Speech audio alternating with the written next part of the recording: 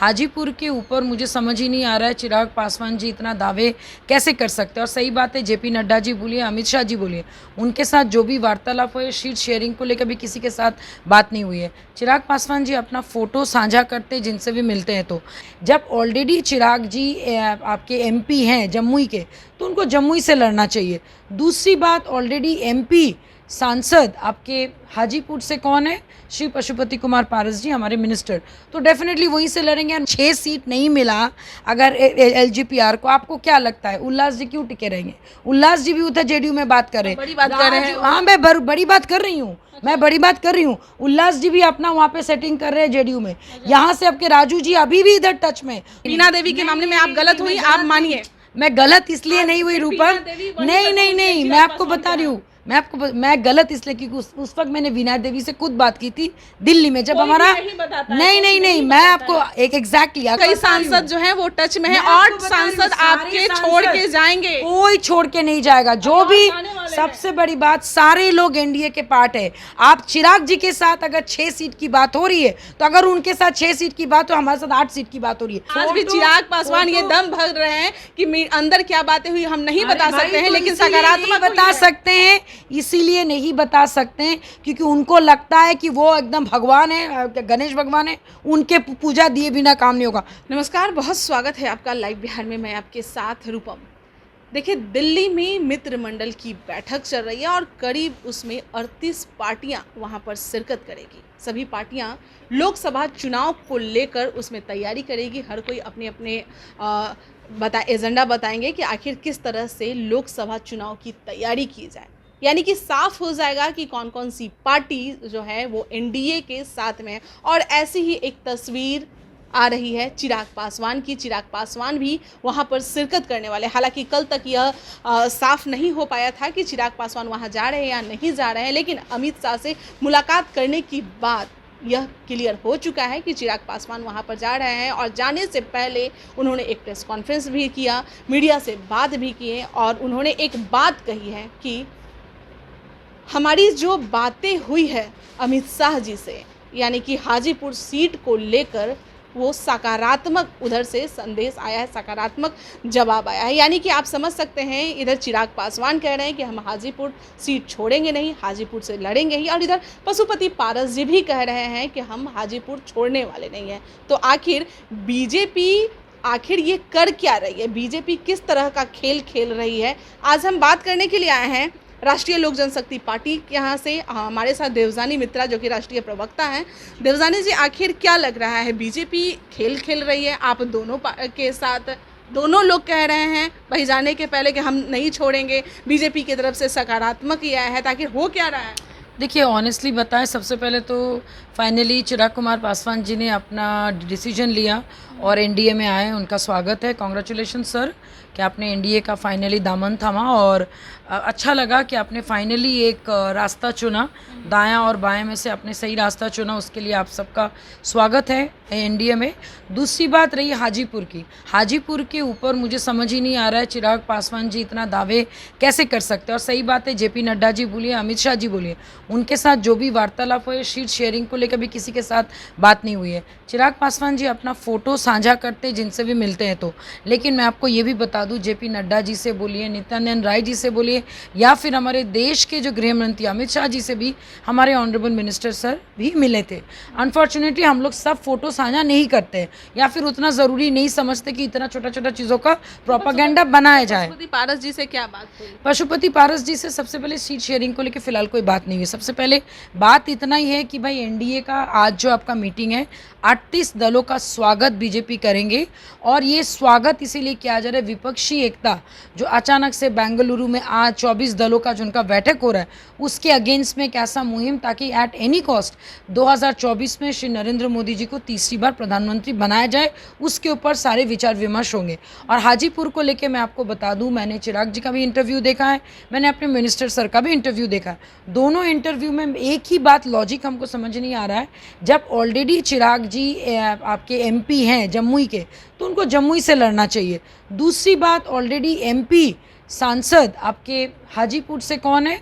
श्री पशुपति कुमार पारस जी, हमारे मिनिस्टर, तो डेफिनेटली वहीं से लड़ेंगे। एंड मोर ओवर उन्होंने जब बार बार लगातार वो इंटरव्यू में एक ही बात बोल रहे हैं कि मरते दम तक मैं बीजेपी के साथ हूँ, मरते दम तक मैं एनडीए के साथ हूँ और मरते दम तक मैं हाजीपुर की जनता का सेवा करूँगा और कर रहा हूँ। तो आई डोंट अंडरस्टैंड कि चिराग कुमार पासवान जी को अचानक से हाजीपुर में वो खुद या उनकी माता जी या कोई भी और प्रत्याशी को लड़ाने की बात वो कैसे कर सकते हैं जब वो एनडीए में आ गए। तब दूसरा रास्ता शायद ये है कि उनकी पार्टी का विलय करके ही वो एनडीए में आ रहे हैं। शायद ये बात वो सबसे छुपा रहे हैं कि भाई हेलीकॉप्टर पार्टी आपकी जो है वो विलय करना पड़ेगा, क्योंकि उस पार्टी को अभी तक क्या कहते हैं आपके इलेक्शन लड़ने की वो नहीं मिला। वो लोग नागालैंड में एज अ ट्रेनी क्या कहते हैं उनको मैंने एज अ ट्रेनी पार्टी बोल के उनको छाप मिला था, तो नागालैंड से वो हेलीकॉप्टर छाप से लड़ सकते हैं, बट नॉट इन बिहार, ये हम सब जानते हैं। तो हो सकता है कि वो पार्टी को विलय करके आए और विलय करने के बाद अगर एज अ एनडीए के कैंडिडेट अगर आते हैं,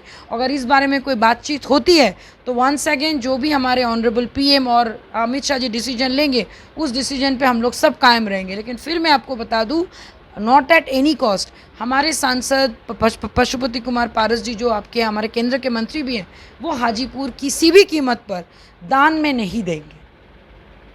दान में नहीं देंगे। अब विलय करने की बात कर रहे हैं, लेकिन चिराग पासवान की तरफ से तो ऐसा कुछ भी नहीं हुआ है कि हाँ हम विलय करेंगे। नहीं, वो देखिए सबसे बड़ी बात, वो प्रोपागेंडा वही चीज़ का करेंगे जिनमें वो माहिर है। पहले उनके ही सचिव कहते हैं कि भाई 6 लोकसभा सीट और 1 राज्यसभा सीट, फिर अचानक से वो बात चेंज हो जाती है और वो उस बारे में कोई बात ही नहीं करते। सुना है कि उनको काफ़ी डांट भी पड़ा है कि आपने ऐसा कैसे न्यूज़ में जाके आपने बोल दिया, जो मेरे पास जो खबर है। दूसरी बात, चिराग जी आते हैं, भाई आप एनडीए में एंट्री की हो, आपका जन्म एक ही दिन का हुआ है, आप गणेश भगवान तो नहीं होना कि आप ही की पहले आरती वो किया जाए। 38 दल कुछ ना कुछ सोच के आ रहे, रूपम ये भी जानिए। और 38 दलों में बिहार में पशुपति कुमार पारस हमारे ऑनरेबल मिनिस्टर सर की भी पार्टी है, जो हमेशा अलायंस में रहे, चाहे जब की बात हम नहीं कर रहे हैं, हम चिराग पासवान की बात कर रहे हैं, पशुपति पारस की बात कर रहे हैं, जो कि चिराग पासवान जाने से पहले भी मीडिया को यही कह के जा रहे हैं कि हमारी जो बातें हुई है अमित शाह से हो या जेपी नड्डा से बातें हुई है, हम उसे बाहर नहीं कर सकते हैं, पब्लिक में नहीं कर सकते हैं, लेकिन सकारात्मक आई है और हाजीपुर से हम ही चुनाव लड़ रहे हैं। अगर वो ऐसा बात बोले हैं तो जिस दिन ये चीज़ें सामने आएंगी वो क्लियर हो जाएंगी। लेकिन हमारे साथ जो बातचीत हुई है और हमारे मिनिस्टर सर जो बोल रहे हैं वो भी हम नकार नहीं सकते हो आप। वो खुद जब आके बार बार एक ही बात बोल रहे हैं कि हाजीपुर हम मरते दम तक सेवा करेंगे, हाजीपुर का हम साथ देंगे, हाजीपुर के हम सांसद हैं। क्या बीजेपी कोई खेल खेल रही है आप दोनों के बीच में? देखिए, जिसके साथ ज़्यादा जनता हो हम उसी को चुने। देखिए, एंड ऑफ द डे मुझे ऐसा लगता है कि अगर हम लोग दोनों पार्टी अगर एनडीए के साथ हैं और हम लोग हमेशा से बोले कि 40 के 40 सीटों पर हम लोग एनडीए का साथ देंगे, तो हम लोग यहाँ पे दावेदारी नहीं कर रहे हैं। हम लोग तो बहुत छोटा सा बात बोले, हमारे मंत्री जी हाजीपुर के सांसद हैं, तो लड़ना चाहिए किनको? हमारे मंत्री जी को। चिराग पासवान कहाँ के सांसद है? जमुई के, वो जमुई से लड़े, वो जिद कर रहे हैं हाजीपुर की, तो इसमें बीजेपी क्यों वो करना चाहेंगे, लड़ाना चाहेंगे?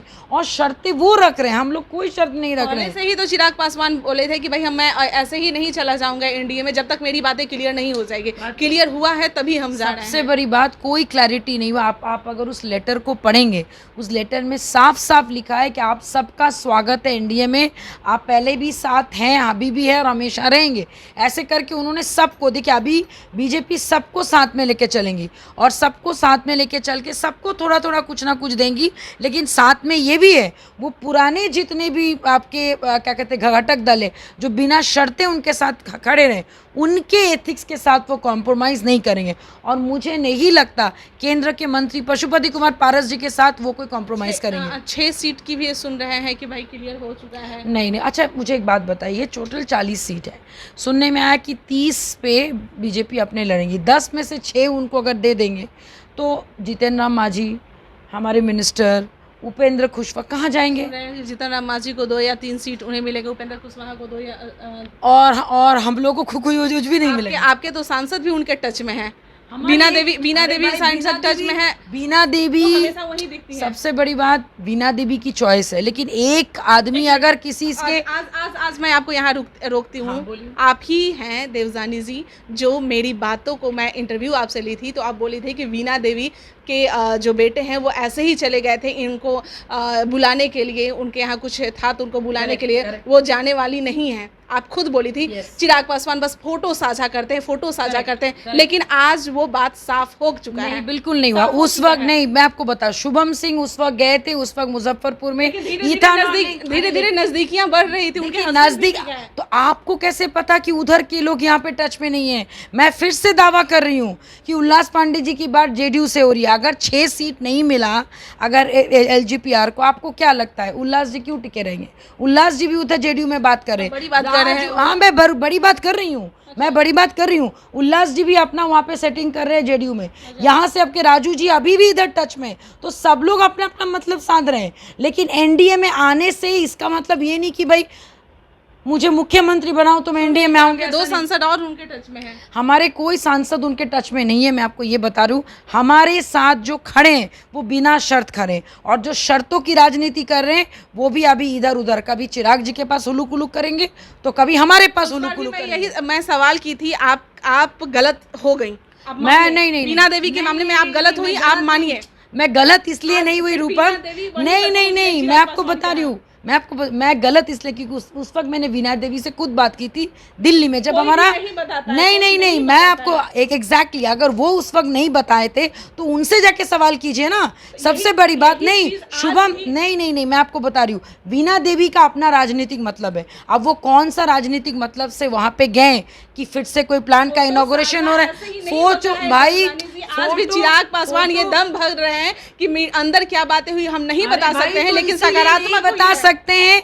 इसीलिए नहीं बता सकते हैं क्योंकि उनको लगता है कि वो एकदम भगवान है, गणेश भगवान है, उनके पूजा दिए बिना काम नहीं होगा। कॉन्फिडेंस अच्छी बात है रूपम जी, लेकिन ओवर कॉन्फिडेंस ही चिराग जी को लेके डूबेगा। ये भी कह रहे थे कि कई सांसद जो हैं वो टच में है और सांसद आपके छोड़ के जाएंगे। कोई छोड़ के नहीं जाएगा। जो भी सबसे बड़ी बात, सारे लोग एनडीए के पार्ट है। आप चिराग जी के साथ अगर 6 सीट की बात हो रही है तो अगर उनके साथ 6 सीट की बात हो, हमारे साथ 8 सीट की बात हो रही है। चलिए मैं आपको सच बता देती हूँ, अगर उनके साथ 6 की बात हो रही है, हमारे साथ 8 की बात हो रही है। अब मैं अगर ये नहीं बताना चाह रही थी, लेकिन आपने मेरे से बुलवा लिया। अगर वो ये बोल रहे कि अमित शाह जी उनके शर्तें मान गए, तो हम भी बोल रहे कि हम लोग को शर्त मनवाना ही नहीं पड़ा, हम लोग को 8 सीट से भी ज्यादा मिल रहा है। तो क्या बोलिएगा? आपको 8 सीट कैसे मिल रहा है? 30 जब वहाँ ही ले रहे थे 8 सीट। वही बात है ना, तो अगर 30 वहाँ ले तो 6 यहाँ पे कैसे मिल गया? तो ये जो आंकड़े हैं ना, ये चिराग जी अपने दिमाग से और उनके जो सलाहकार है वो गेम खेल रहे हैं। मैं आपको ये भी बता दे रही हूँ, गेम वो खेल रहे हैं या गेम बीजेपी खेल रही है कि भाई दोनों चाचा भतीजा लड़ रहे हैं, जनाधार जिनके पास ज्यादा है आखिर बीजेपी उसे ही चुनेगी। लोकसभा चुनाव में वो रिस्क नहीं लेगी। सबसे बड़ी बात, लोकसभा में वो रिस्क नहीं लेंगी, मान रहे हैं। और जनाधार डिसाइड कैसे करते हैं आप? जनाधार ऐसे नहीं डिसाइड होता है कि चिराग जी वहाँ पे गए और एक डीजे पे लोग नाच लिए तो सब वोटिंग में कन्वर्ट हो गया। हम लोगों ने पहले भी देखा था, वो उनका सिर्फ काम है किसी को 3रे नंबर की, किसी को 4थे नंबर की पार्टी बनाने का कला उसमें है, लेकिन जीत के रूल करने का कला अभी भी चिराग जी के पार्टी में नहीं है। इस बात को मानिए, नहीं तो वो एनडीए के सहारे की उनको जरूरत नहीं होती। हम लोग ये भी सुन रहे हैं कि आपके पार्टी से भी लोग फिर जाने वाले हैं अमित शाह से मुलाकात करने के लिए सीटों को लेकर। नहीं, I don't think so, because आज ही आपका क्या कहते हैं जो एनडीए का मीटिंग है उसमें सर तो जा ही रहे, बाकी हमारे जो भी सांसद है वो भी उस मीटिंग में जिनको न्योता मिला वो सब लोग जा रहे हैं। तो थोड़ा इंतज़ार कीजिए, क्योंकि 6 महीने में मंत्रिमंडल का विस्तार तो नहीं हो रहा, हम सबको पता है। और सीटों की बंटवारा जब भी होगी तब डायरेक्ट अमित शाह जी के मुंह से आप लोग सुनेंगे, जेपी नड्डा के थ्रू। आज आपके मुंह से मैं सुनना चाहती हूँ, वीना देवी आपके पार्टी से चली गई। वीना देवी हमारे पार्टी से नहीं गई, क्योंकि अभी तक उन्होंने ऐसा कुछ बात नहीं बोला। उनके कोई पर्सनल फंक्शन है, इसीलिए वो अपने बेटी को लेके मिलने गई थी। सच बात तो ये। अच्छा, हमेशा कभी बेटी को कभी बेटा को नहीं, उस वक्त आपका सच था, उस वक्त उनका इथेनॉल फैक्ट्री का इनॉग्रेशन हुआ था। आज भी कुछ इनॉग्रेशन के लिए चिराग पासवान को चिराग पासवान भी यंग है, बात को समझिए। चिराग पासवान से मिलने के लिए सब जा सकते हैं। अगर भाई उनसे मिलने का मतलब ये नहीं कि उनके पार्टी में चले जाना। हम भी एक टाइम पे उनके पार्टी में थे, आज भी हम उनके अगेंस्ट में बोल रहे हैं। इंतजार लेकिन कीजिए, इंतजार आप लोग भी कीजिए, मैं ये बोलूँगी। लेकिन वीणा देवी अपने पर्सनल रीज़न की वजह से गए, ये मुझे पता है। राजनीतिक विशेष अभी ऐसा कुछ हमारे पास इन्फॉर्मेशन नहीं आएगा तो मैं ही आपको सबसे पहले बताऊँ। चलिए, बहुत बहुत धन्यवाद। चलिए, देवजानी मित्रा हमारे साथ जुड़ी हुई थी। देखिए, लोकसभा के चुनाव को लेकर यह मीटिंग चल रही है, मित्र मंडल की बैठक जो चल रही है। उधर विपक्षी एकता की बैठक चल रही थी बेंगलुरु में, और इधर दिल्ली में यहाँ पर बैठक चल रही है। भाई, बीजेपी रिस्क नहीं लेगी। पशुपति पारस या चिराग पासवान कौन होंगे उनके साथ, यह क्लियर हो जाएगा बैठक के बाद। शाम तक इंतजार कीजिए, तब तक के लिए बने रहे लाइव बिहार के साथ। धन्यवाद। लाइव बिहार यूट्यूब पर सब्सक्राइब और फेसबुक पर लाइक जरूर करें।